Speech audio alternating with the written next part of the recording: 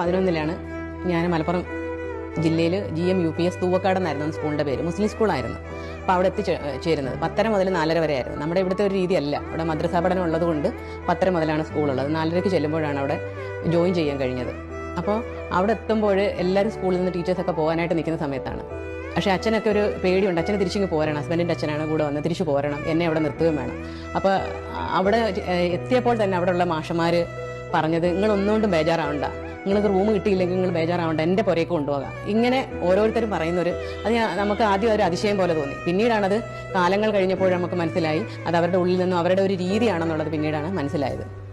പിന്നെ അവിടെ പ്രധാനമായിട്ടും ഞാൻ കണ്ടത് ഞാൻ അവിടെ മുസ്ലിങ്ങളെ കണ്ടിട്ടില്ല, ഹിന്ദുക്കളെയും കണ്ടിട്ടില്ല. അവിടെ ഞാൻ കണ്ടത് മനുഷ്യരെ മാത്രമേ കണ്ടിട്ടുള്ളൂ.